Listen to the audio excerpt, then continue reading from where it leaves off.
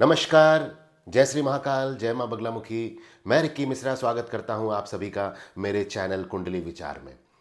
तो last video में हमने बात की थी बृहस्पति ग्रह के बारे में, गुरु के बारे में। आज हम बात करेंगे ग्रहों के राजा सूर्य के बारे में। तो अगर आपकी कुंडली में सूर्य अगर अच्छा है तो सबसे पहले हम लोग जान लेते हैं कि आपका करियर कैसा रहेगा। करियर से पहले मैं बता देता हूं कि सूर्य जो है वो सिंह राशि को रूल करते हैं, है ना। कालपुरुष की कुंडली में 5वां स्थान है। तो हम बात करते हैं करियर की। तो अगर किसी की कुंडली में अगर सूर्य अच्छा है, बहुत बढ़िया है, तो सूर्य किसके कारक है? सूर्य है सम्मान, सूर्य है एडमिनिस्ट्रेटर, सूर्य है राजा, सूर्य है पिता, सूर्य कुंडली में है आपका आत्मसम्मान, सूर्य एक आत्मविश्वास है, एक कॉन्फिडेंस है, एक लीडरशिप क्वालिटी, है ना। तो आप समझ सकते हैं कि अगर लीडरशिप क्वालिटी की जहाँ बात हुई तो आप कहीं भी किसी भी कंपनी में एडमिनिस्ट्रेशन के पोस्ट में आप जा सकते हैं। एडमिनिस्ट्रेटिव सर्विस आपके लिए है। आप कहीं पे एक बड़े आर्मी ऑफिसर बन सकते हैं, लीडर बन सकते हैं, बहुत बड़े लीडर बन सकते हैं। और जैसा कि फेम का भी कारक सूर्य है, अगर आपकी सूर्य में आपकी कुंडली में अगर सूर्य सही है तभी आपको उस लेवल का जो है नाम मिलेगा। तो सूर्य और किसके कारक है? तो अगर आपकी कुंडली में सूर्य बहुत अच्छा है तो आप बहुत अच्छे टेक्नीशियन हो सकते हैं, एक बहुत अच्छे उम्दा आप इंजीनियर हो सकते हैं, आप अच्छे एक एडमिनिस्ट्रेटिव ऑफिसर हो सकते हैं, है ना। कोई भी टेक्निकल वर्क रिलेटेड काम आप कर सकते हैं। तो ये तो था सूर्य से रिलेटेड करियर। अब हम जान लेते हैं कि सूर्य अगर आपकी कुंडली में खराब है तो कौन सी बीमारियां आपको घेरेगी। तो अगर आपकी कुंडली में सूर्य खराब है तो सूर्य यानी कि ब्रह्मांड, सूर्य यानी कि आपका पूरा मस्तिष्क, है ना। राइट आई को भी हम रिप्रेजेंट करते हैं सूर्य से। तो आंखों में प्रॉब्लम, सूर्य अगर खराब है तो आंखों में प्रॉब्लम होगा।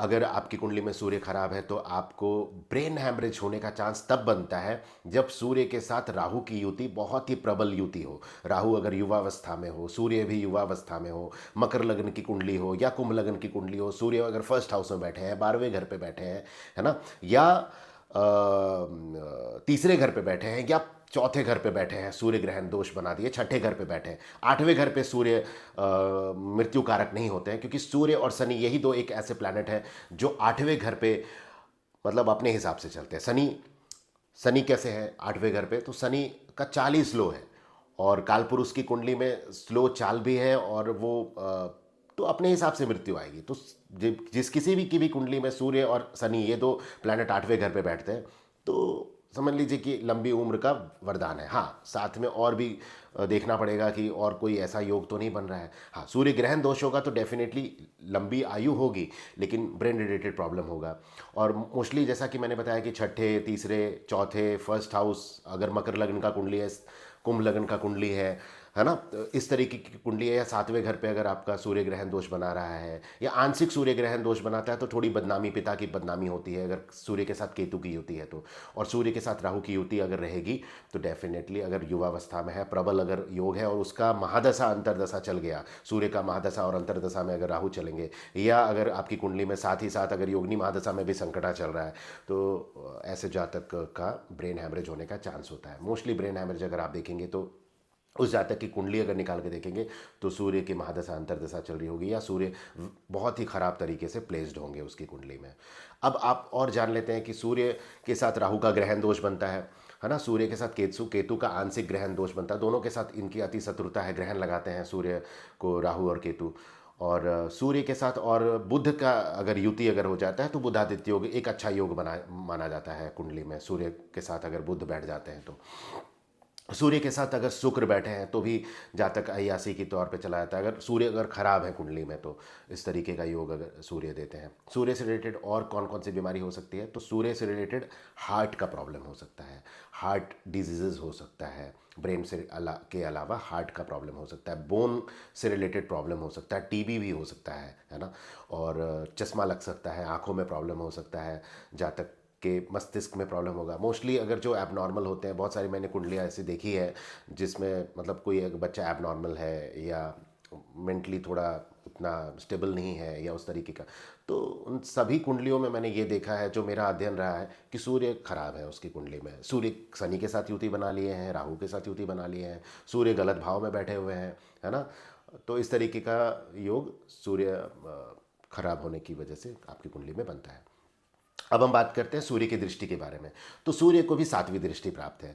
जिस घर पे बैठेंगे उस घर को कंट्रोल करेंगे। 7वीं सामने वाली दृष्टि, जहाँ सामने एग्जैक्टली सामने जो 7वां दृष्टि है उसको देखेंगे। साथ ही साथ सूर्य उस कुंडली में अगर 5वां नंबर जो घर रहेगा उसको रूल करेंगे, तो डेफिनेटली उसको भी कंट्रोल सूर्य करेंगे। तो ये हो गई युति के बारे दृष्टि के बारे में।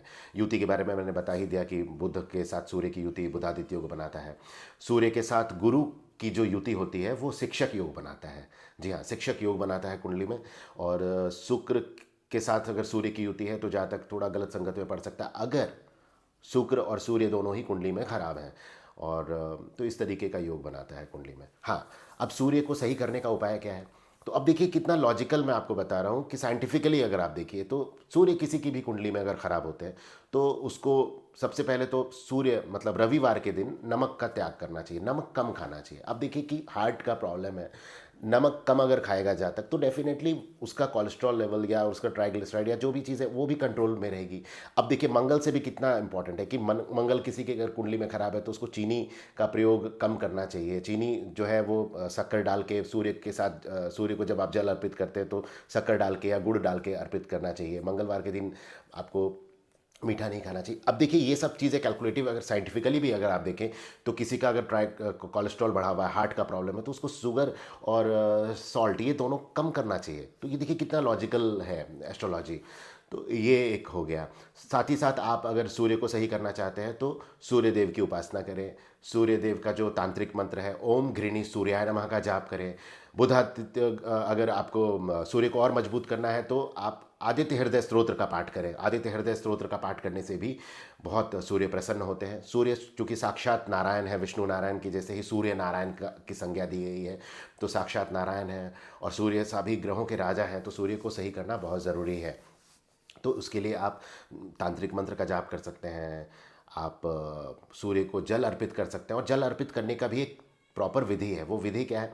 तांबे के पात्र से आपको जल अर्पित करना है। अगर उसमें अगर रक्त चंदन का अगर चूरा अगर मिल जाता है, अगर पाउडर रक्त चंदन का, तो वो भी मिश्रित करके उसमें गुड़ और उसमें लाल फूल चढ़ा के अगर आप अर्पित करते हैं सूर्य को जल, और नीचे जो पानी गिरे वो तांबे के ही पात्र में गिरना चाहिए। बहुत लोग क्या है कि वो ज़मीन पे गिरा देते हैं, गमले पे गिरा देते हैं। नहीं, पानी जब तांबे के पात्र में गिर जाए तब उस पानी को आप गमले में डालें, क्योंकि सूर्य है राजा, राजा को चाहिए सम्मान। और जब आप इस भाव से अगर आप जब अर्पित करेंगे सूर्य को जल, तो डेफिनेटली आपको सूर्य देवता अच्छे रिजल्ट देंगे।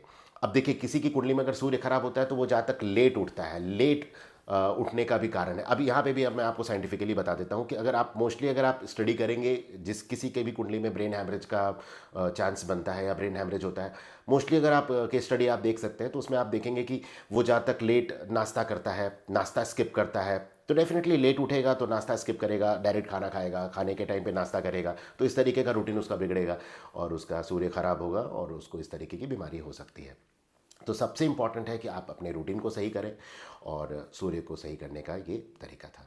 तो कैसा लगा ये वीडियो आप कमेंट करके मुझे बताएं, है ना। अपने दोस्तों के साथ शेयर करें, लाइक शेयर सब्सक्राइब करना ना भूलें। वैसे तो बहुत आप लोगों का प्यार मिल रहा है, बहुत इंक्वायरी आ रहा है ना। बहुत लोगों ने मुझे कॉल करके अपनी कुंडली विश्लेषण करने के लिए भी बोला, तो मैं करूँगा, डेफिनेटली करूँगा। तो अभी क्या है, मुझे समय नहीं मिलता है, जब समय मिलता है तब मैं आप लोगों के लिए वीडियो बनाता हूँ, क्योंकि ये मेरा पैशन है। तो ऐसे ही आप अपना प्यार बनाए रखें। आज के लिए इतना ही। जय श्री महाकाल, जय माँ बगलामुखी, धन्यवाद।